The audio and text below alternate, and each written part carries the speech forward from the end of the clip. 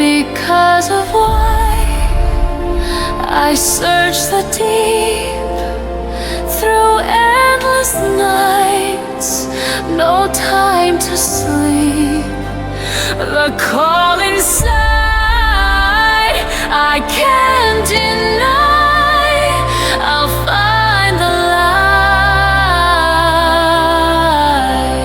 light because of why. Hey everyone, and welcome. Today, we're jumping into the origin story of the United Kingdom. Now, this is a story a lot of us think we know, but trust me, it's packed with political drama, total financial disasters, and some super high-stakes deals that are anything but simple. So, let's get right to the heart of it. How on earth did two kingdoms that were rivals for centuries, often at each other's throats, end up forming a single nation? You might think the creation of Great Britain was this grand, inevitable thing, right? Well, not so fast. It was more like a complex puzzle that got forced together, and today we're going to see how all the pieces fit. All right, here's how we're going to break it down. First, we'll look at the really awkward setup of one king trying to rule two totally separate countries. Then, we'll see how a massive crisis basically forced their hands. After that, we'll dive into the super controversial price of that union, see how Ireland was brought into the mix, and finally, bring the whole story right up to today to see how this thing is still changing. Okay, so our story doesn't start with a happy merger. It starts with a situation that was, politically speaking, just plain weird. The best way to think about it is like two rival companies being forced to share the same CEO, but they keep their own board of directors, their own employees, and their own totally separate goals. That's basically England and Scotland for a whole century. And this is the moment it all kicks off. In 1603, Queen Elizabeth I dies without any children, so her cousin, who's already King James VI of Scotland, inherits the English crown. Boom, he's now James I of England. But, and this is the key thing, this union of the crowns was all about him. It wasn't a political union. The two kingdoms were still separate countries with their own laws, their own parliaments, and their own churches. And they really didn't always see eye to eye. Now, what's so interesting here is that the idea of a full political union wasn't new in 1707. Not at all. King James himself tried to do it right away, back in 1606, but the English Parliament just shut him down.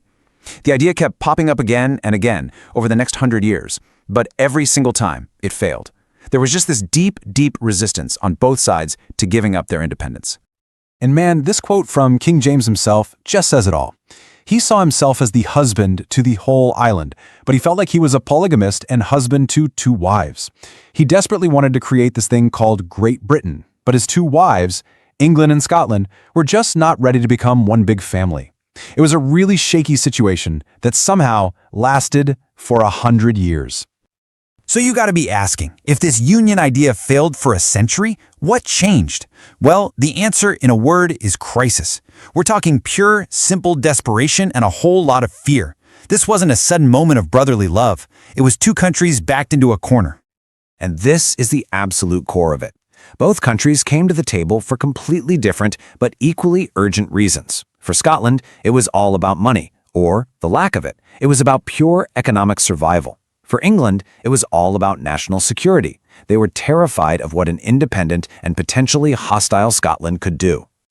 So, to really get why Scotland was so desperate, we have to talk about something called the Darien Scheme. In the 1690s, Scotland looked at its neighbors and wanted a piece of that global trade pie. So they poured a massive amount of money into this incredibly ambitious plan to set up their own trading colony in Panama. And it was an absolute, unmitigated catastrophe. The colony failed, wiped out by disease, and attacked by the Spanish. The financial hit was just staggering. It's estimated that it wiped out about a quarter of Scotland's entire available cash. The country was basically bankrupt, and its pride was completely shattered. Meanwhile, England was looking north and just freaking out. They were in the middle of a huge war with France, and the absolute last thing they needed was for Scotland to team up with the French, which they had a history of doing. There was also this very real fear that Scotland might just pick its own king, throwing the whole royal succession into chaos. Things got so tense that England passed this thing called the Alien Act, which was basically a threat. Negotiate a union with us or we'll treat your people like foreigners and cut off your trade. Okay, so you've got both sides feeling desperate. They finally hammer out a deal. the Acts of Union. But let's be clear, this was no friendly merger. The whole process was incredibly tense, and the result was, and still is, super controversial, with all these accusations of bribery and corruption flying around. In this famous line, later written down by the poet Robert Burns, just perfectly captures how so many regular Scots felt about it.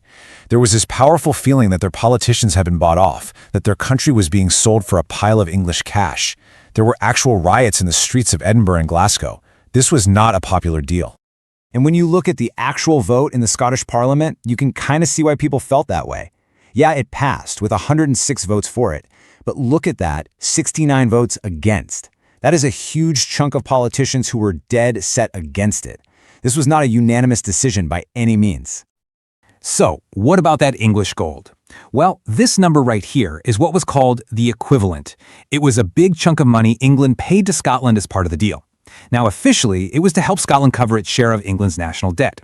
But, and this is the crucial part, a lot of that money went directly to the very same wealthy nobles and merchants who had lost a fortune in the Darien Scheme. So, to a lot of people, this looked less like compensation and a lot more like a targeted bribe to get the votes they needed. And so, despite all the protests and all the controversy, on May 1st, 1707, it was a done deal. The Kingdom of England and the Kingdom of Scotland officially stopped existing as separate states.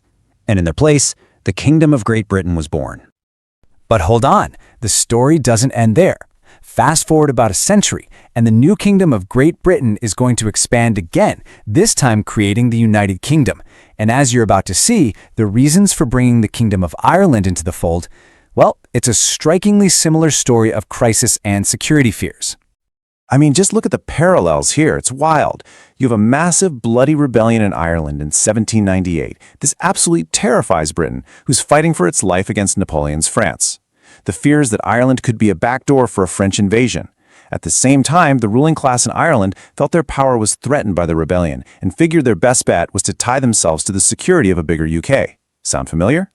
And just like in Scotland, the deal was pushed through amid tons of accusations of bribery and handing out titles to get the votes.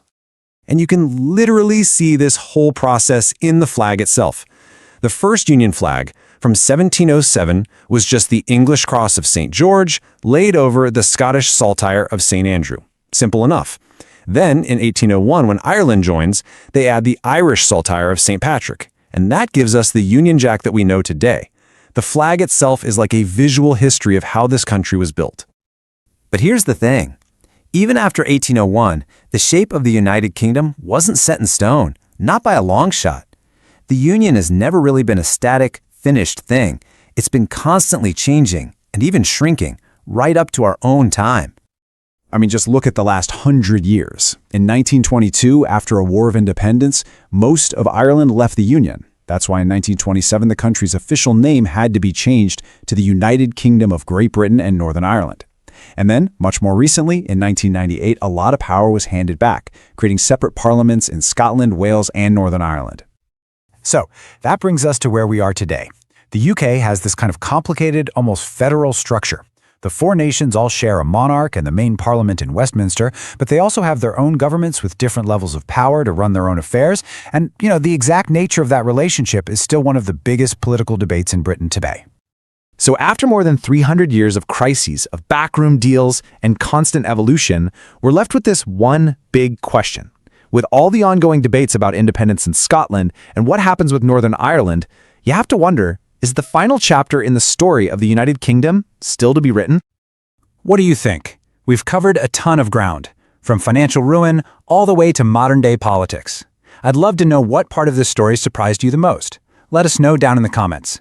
And hey, if you enjoyed this explainer, please do us a favor and hit that like button. Share it with a friend and subscribe for more. Thanks so much for watching.